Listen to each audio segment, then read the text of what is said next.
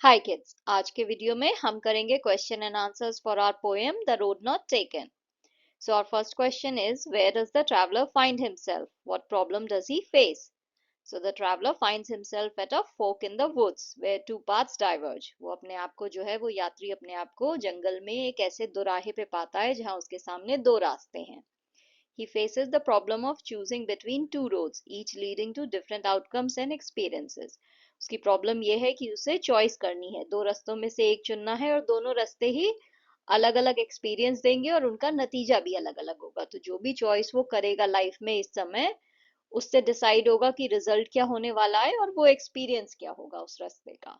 तो उसके सामने ये प्रॉब्लम है कि वो क्या चूज करे. Discuss what these phrases mean to you. A yellow wood. Yellow would का मतलब हुआ ऑटम का सीजन, क्योंकि जब आप देखते हो जंगल में प्रकृति में जब पीला कलर आ जाता है तो वो ऑटम यानी पतझड़ का प्रतीक होता है. तो येलो का मतलब है ऑटम, सीजन ऑफ ट्रांजिशन यानी बदलाव का season.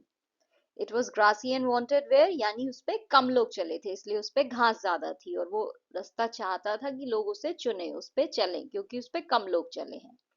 The passing there refers to people walking along the road. Leaves no step had trodden black.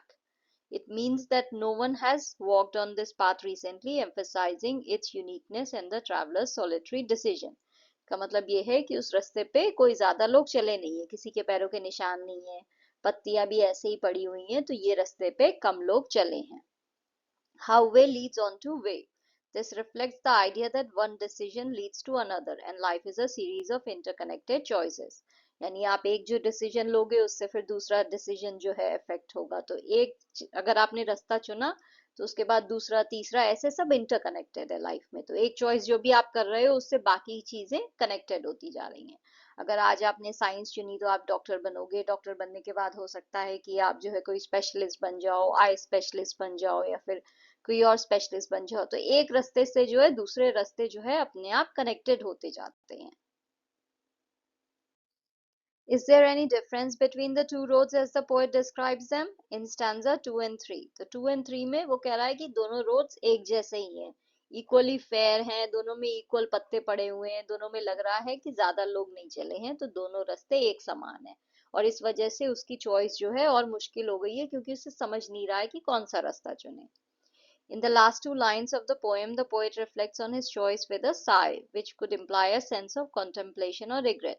तो वो आह भरते हुए लास्ट लाइन बोलता है, तो उससे ऐसा लग रहा है कि हो सकता है या तो वो अपनी चॉइस पे रिग्रेट कर रहा हो कि अरे ये मैंने गलत रास्ता चुन लिया, या फिर हो सकता है कि वो सोच रहा हो कि ये रास्ता मैंने अच्छा चुना, इसकी वजह से लाइफ में मैं आज जहाँ पहुंचा हूँ वो बहुत अच्छी जगह है.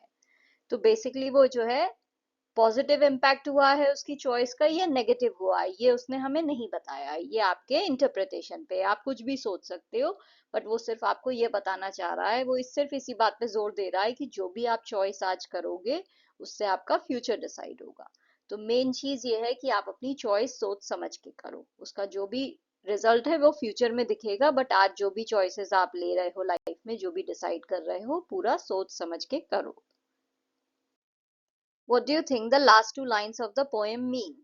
The last two lines of Robert Frost's The Road Not Taken are often subject to interpretation.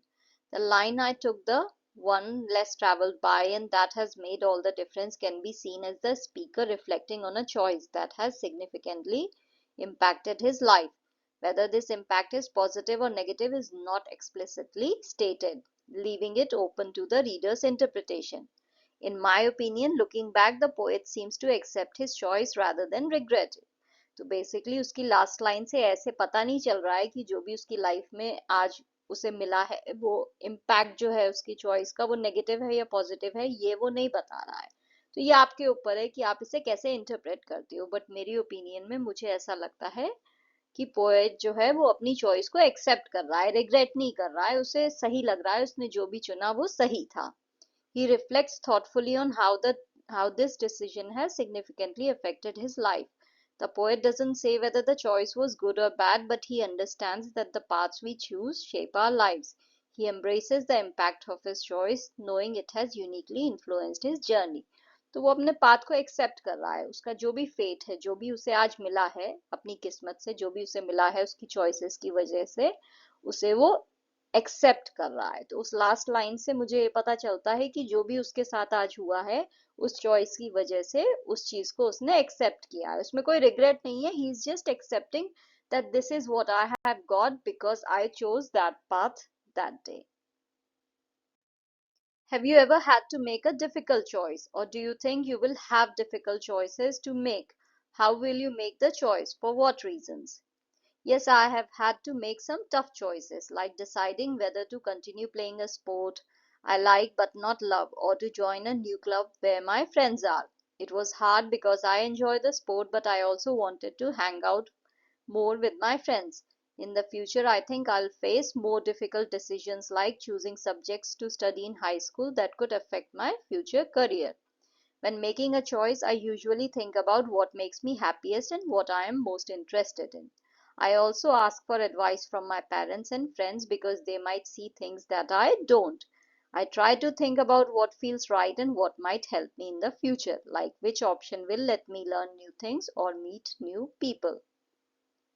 After you have made a choice, do you always think about what might have been, or do you accept the reality?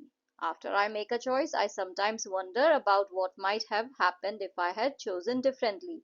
For example, if I chose to join the new club instead of continuing with the sport, I might think about what I'm missing out in the sport. But mostly I try to accept my decision and focus on making the best out of it. It's more fun to look forward to what I can do now than to keep thinking about what could have been. Thank you for watching. If you liked the video, please like, share and subscribe the channel. Thank you.